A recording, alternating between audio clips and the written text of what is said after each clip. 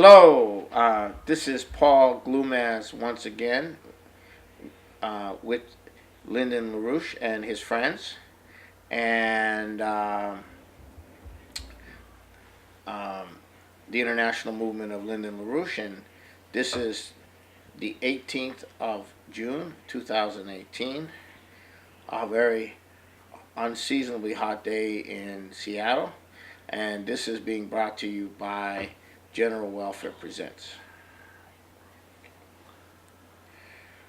Since I talked to you last, we had the Korean developments. We had the meeting, the unprecedented meeting between Donald Trump and Kim Jong Un, and um, there's a lot I could say about that. It's extraordinary. It's revolutionary. It's completely freaked out the liberal establishment of the United States and Europe. It's not what they want.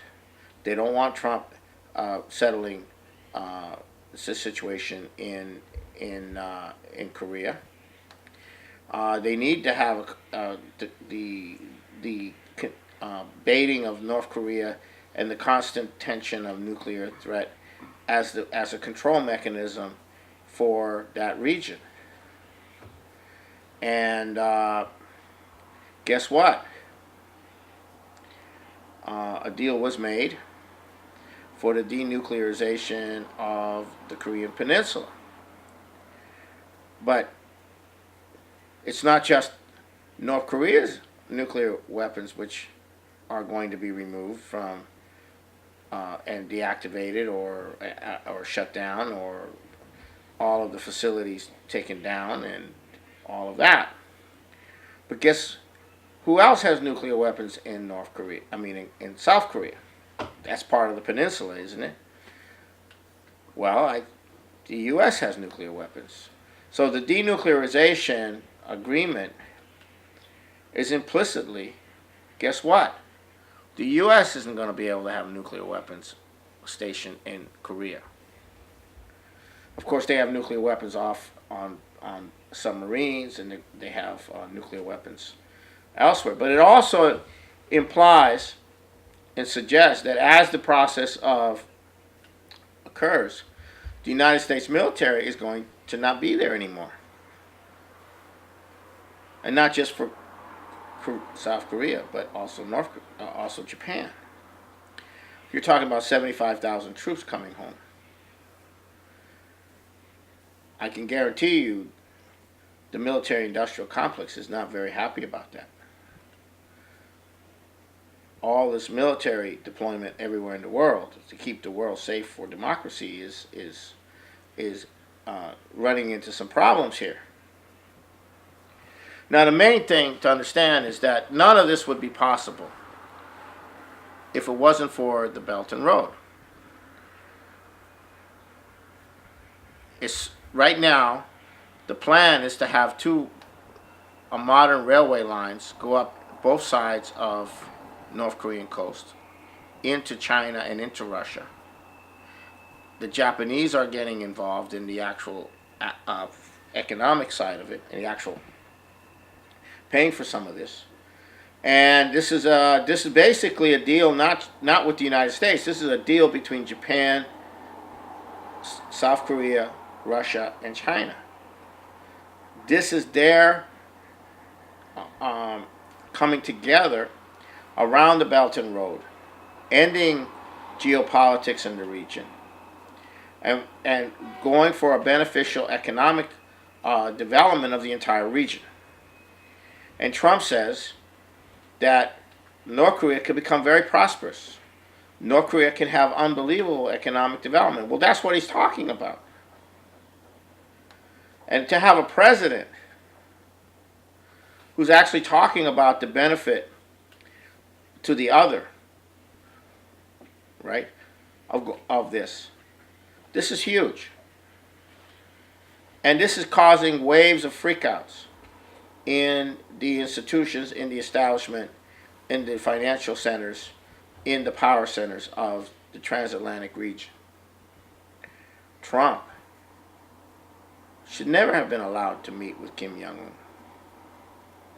And now that he's met with Kim Jong-un, he wants to meet with guess who? Bad Vladimir Putin. We can't let him do that. We can't let him have a summit for 3 or 4 days with bad Vladimir Putin. We can't let that happen. Why? They might decide to work together to resolve the Middle East situation.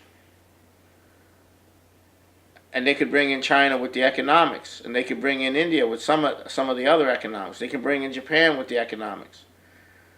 The United States and Russia teaming up together in the Middle East to kind of put an end to all of that. You can't do that. That's wrong. That's terrible. I mean, and what about denuclearizing the Middle East? Well, that means Israel can't have nuclear weapons. It means Saudi Arabia can't have nuclear weapons. It means Iran can't have nuclear weapons. And so Donald Trump canceled out the treaty that Obama had made. But Putin said, well, he's just fulfilling a campaign promise. You got to fulfill your campaign promises, because otherwise people don't believe you are going to do what you say you're going to do. But then Trump turns around and says, well, we can make a better deal. What kind of deal is that? Well, if you look at the North Korean deal, it wasn't a U.S.-North Korean deal. It was an entire deal involving all the regional powers in the region. All the nations in the region. That's not a U.S. North Korea deal. It's a comprehensive deal involving all of these other nations. And that's what you would need in the Middle East.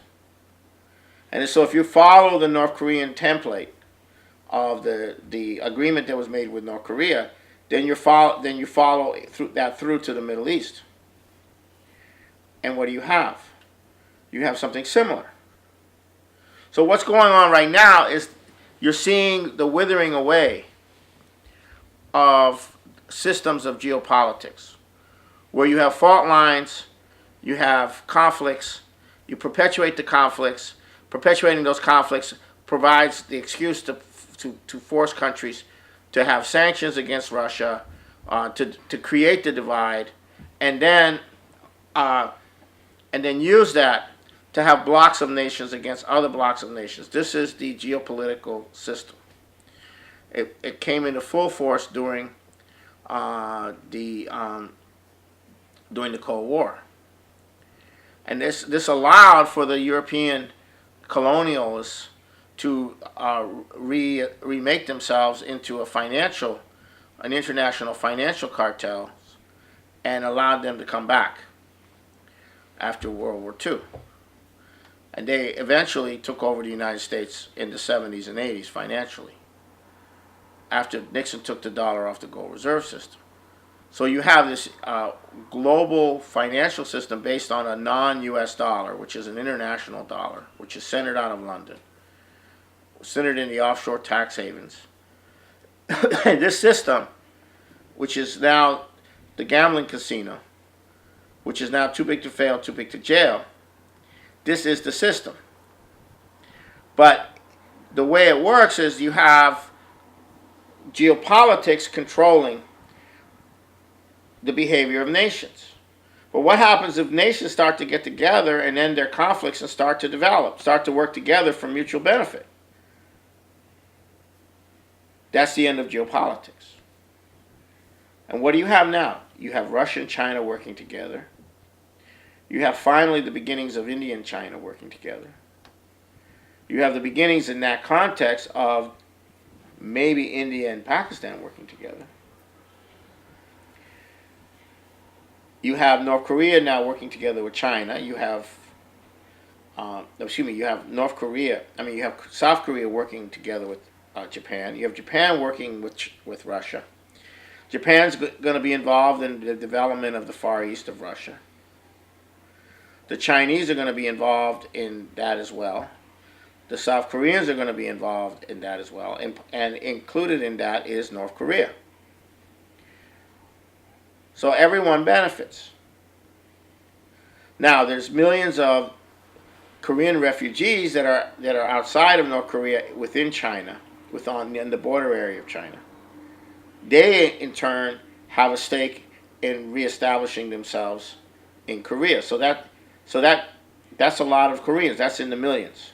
Millions of people that fled North Korea are in China. Okay, as you open up the factories, you open up the development, you open up the rail lines. The other thing is that North Korea has an incredible number of very rare elements, which are now necessary in the telecom and IT sector. So that's another incentive to bring North Korea into the community of nations, end their isolation, and begin the process of their assimilation into the. Now the Japanese prime minister wants to meet with Kim. Kim is going to go to Moscow and meet with Putin. And the Chinese have given Kim carte blanche protection. Kim's plane couldn't make it to Singapore, and he didn't have the kind of military escort. So he was flown to Singapore in a 747 or 737, I don't know which, of Chinese, escorted by state-of-the-art Chinese fighter jets. So for Kim to put himself in squarely in the secure lap of protection of China means that he and Xi had a trusted agreement. So all of this is coming together, and this is the beginning of an end of the old paradigm, of the old system, and the new system is now beginning. But is that the end of it? No. This is only the beginning of the problems. We have the big problem coming up, and I'll explain.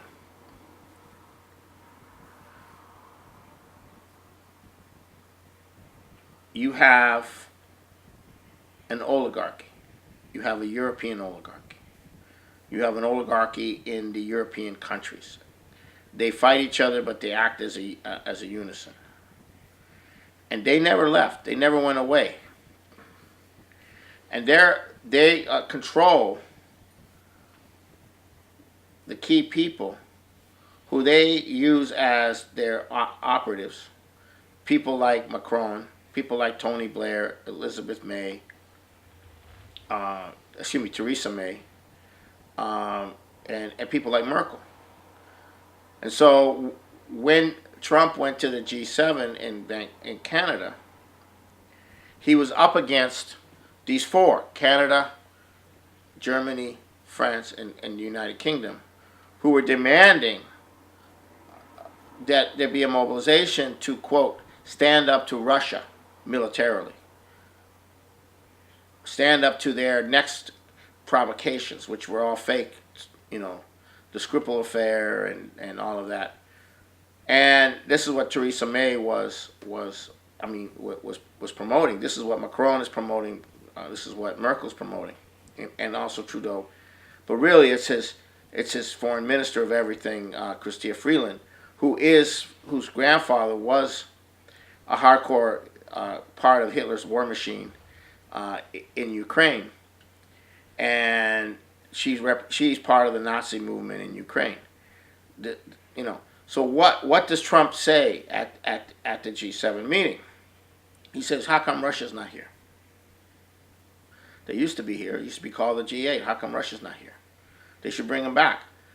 The very country that they're trying to get the United States, Japan, and Italy, the other countries who weren't going along, to go into massive sanctions, increased sanctions against Russia.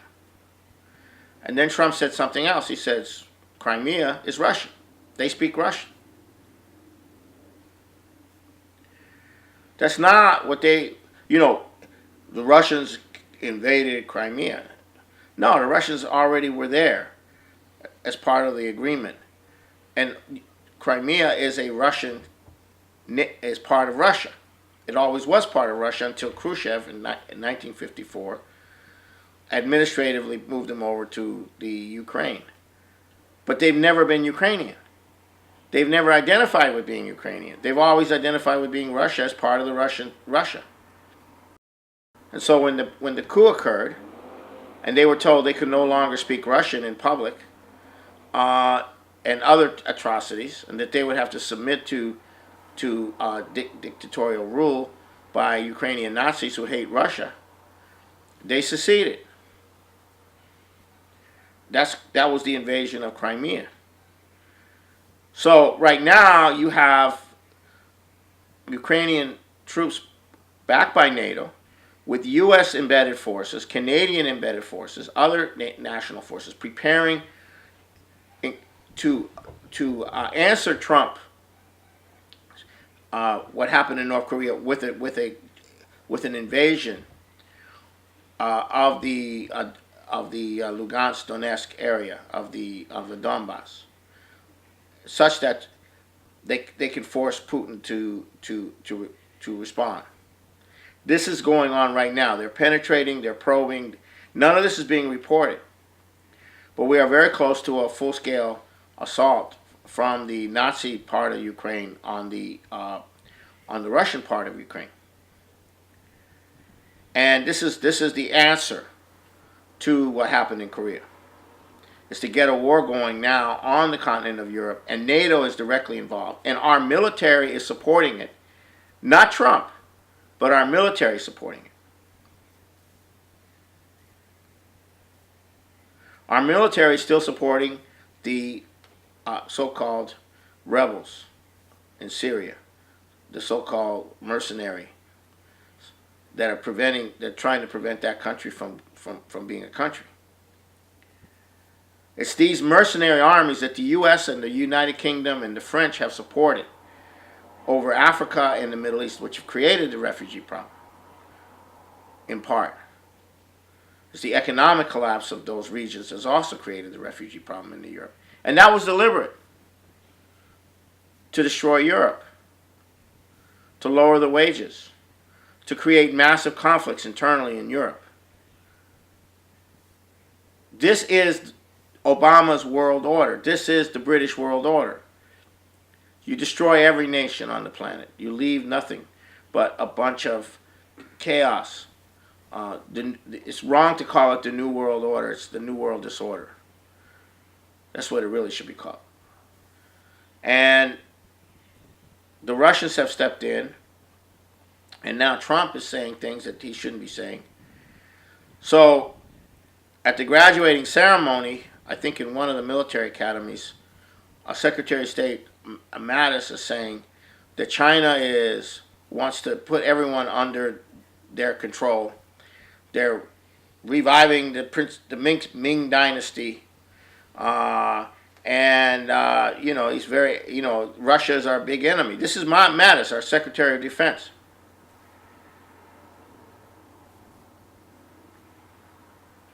Mattis is publicly supporting a confrontation with Russia and China right now. At the same time, Donald Trump is preparing to meet Putin in July, according to all kinds of sources, the Washington Post and others, articles. In the middle of July, Donald Trump is expected to go for a NATO summit in Europe. And in that trip, there may also be a summit with Putin. That is huge. Because none of this stuff can be resolved unless Trump meets with Putin. Only by meeting with Putin can the U.S. establish a direct relationship with Russia and coordinate on what is to be done in the interest of Russia and what is to be done in the interest of the United States. And that is not allowed. That is not allowed. But the reports are that Trump wants to meet with Putin. I'm the President of the United States. How dare you tell me I can't meet with the world leader? Oh, no, you can't. No, you can't. That's going against the rules. How dare you say that I can't meet with another leader of a major nation? Oh, no, no, no, no, no, no. That's not the way you're supposed to do it. You're not supposed to do it that way. You're not allowed to do it. I'm the president of the United States. The people elected me. No, no, no, no, no, no. That's wrong. That's wrong. You can't do it. That's what they're saying. They're saying Trump is completely nuts. He's completely off the rail, and he's meeting with these people. He doesn't know what he's doing. He's going to give away the house, the yard, the dog and everything. And yeah, he's going to do that. He's going to give away war. He's going to bring in peace if he wants, which prosperity if he can do it. So the weakness right now is that we are looking at signs that the whole global banking and financial system is getting ready to crash in late summer and early fall. Whether it's avoidable or not, I don't know, but there is a general feeling that if you can't run the world geopolitically, you might as well wipe out everybody with a financial collapse. Now, Trump is trying to defend the United States by using tariffs. And he's there's a tariff war beginning with China. It went from 50 billion, now it's up to 250 billion. But none of that is firmly set in stone. None of that's going to work. You cannot do it. Because China is producing for the US, US is producing for China, Canada is producing for the US, US is producing for Canada. You start slapping tariffs on and you completely disrupt the productive activities of all these countries. It's not like it was in the 1800s. So the Chinese are telling Trump, okay, Wang Yi and Li Ka-shing are saying to him, look, to the U.S., look, the way to change your trade imbalance and increase your exports and improve your trade balance is not by tariffs, but by increasing your manufacturing and production in partnership with other nations, especially China, but also could be Japan or other nations, in third world development. So you do a partnership. By developing the world, you create the export market for U.S. products. So you grow and everybody else grows with you. And therefore you start to have a trade balance. It starts to come in balance. The second is to work with the Chinese and others to recapitalize the U.S. industry. They can finance it to sell internally in the U.S. and also internationally. The third is that the United States has a lot of high technology stuff they don't want to sell to China because they don't want China having it. But if you have it, you should trade it.